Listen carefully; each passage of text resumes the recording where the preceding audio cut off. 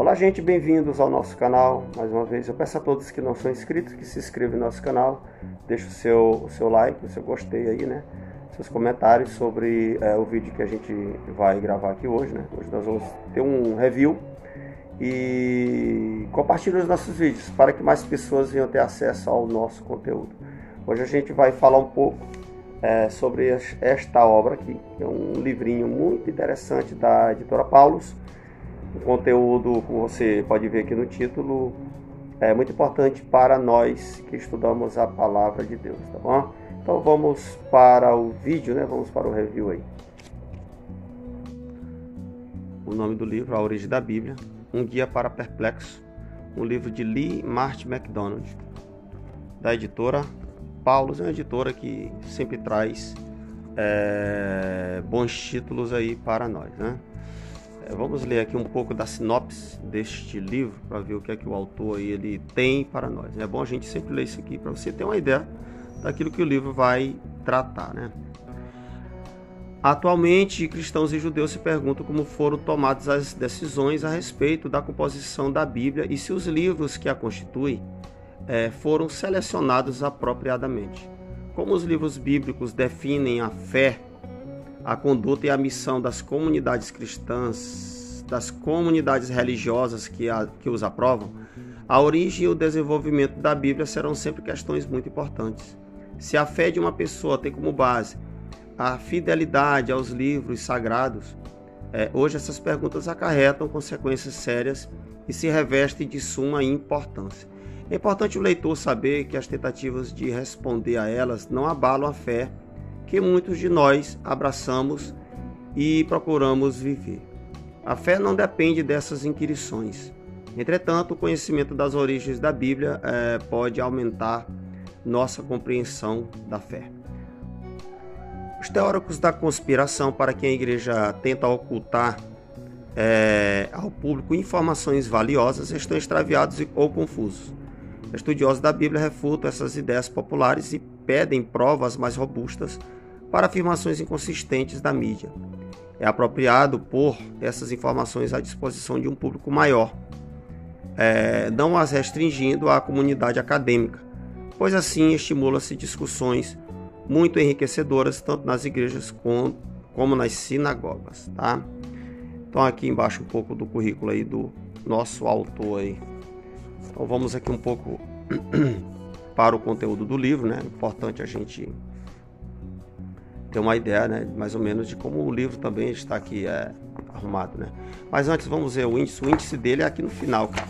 A Paulus, ela trabalha assim, né, alguns livros. Então vamos lá. Capítulo 1, Introdução e observações preliminares. Capítulo 2, Síntese histórica. Capítulo 3, Formação do cânone do Antigo Testamento. Capítulo 4, Encerramento do cânone do Antigo Testamento. Capítulo 5, Formação das Escrituras Cristãs.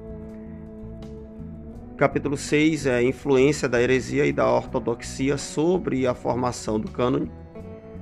Capítulo 7, Fixação do cânone do Novo Testamento.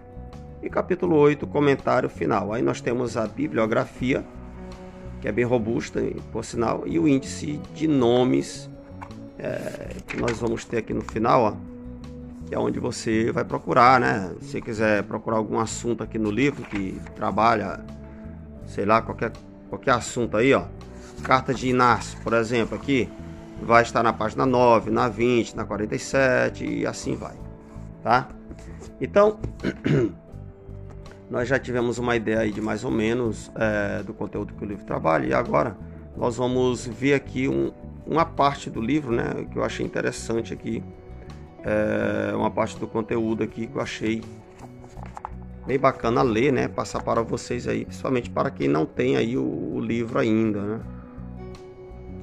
Aqui ele falando um pouco sobre a síntese histórica, ele vai trabalhar uma questão interessante aqui sobre livros que eram lidos na igreja primitiva e que não são lidos e que foram tirados depois. Vamos lá. Ele começa aqui, ó. Alguns textos literários judaicos e cristãos terminaram sendo retirados das coleções sagradas cristãs porque sua utilidade e adaptabilidade deixaram de ser reconhecidas. Exemplo disso é a antiga profecia de Eldad e Medad, que durante certo tempo foi um recurso religioso autorizado para algumas comunidades cristãs primitivas nos 2 primeiros séculos. Ela é citada como escrituras do século II, no Pastor de Hermas, visão 2, 3,4, né? Deve ser ali o capítulo e o versículo aí desse livro, que inclusive, bem conhecido isso aí, né? Apesar de ter sido tirado do, vamos dizer assim, da coleção de livros aí que era lido. Mas tem mais, os livros de 1 Enoque, Assunção de Moisés, Jubileus, Apocalipse de Baruque e Testamento dos 12 Patriarcas, além de outros, eram consultados diversamente nas igrejas cristãs primitivas e às vezes citado como escritura. Por fim, foram suprimidos das coleções sagradas cristãs. É claro, isso com a questão do uso, né? Muitos livros foram tirados, outros foram aceitos, né? Talvez livros que não eram tão aceitos assim. E assim ele trabalha a história do cânone, tá? Passando pela história, é claro, de Jesus de Nazaré, como que começa ali a sua história, a sua vida, passando pelos escritos. Também ele vai trabalhar um pouco sobre a tradição oral, é claro, né? Tem que se tocar nesse assunto até os livros, as cartas começarem a serem escritas pelos apóstolos ou pelos discípulos mesmo ali, né? Pelo menos pelos seguidores, como Lucas, que não foi apóstolo, mas se tornou um evangelista, tá bom? Então é isso, gente. Esse foi o nosso vídeo de hoje. Um vídeo bem curto, apenas uma síntese mesmo desse livro aqui, para você ver como ele trabalha, né? Eu estava falando ali sobre a questão do sumário.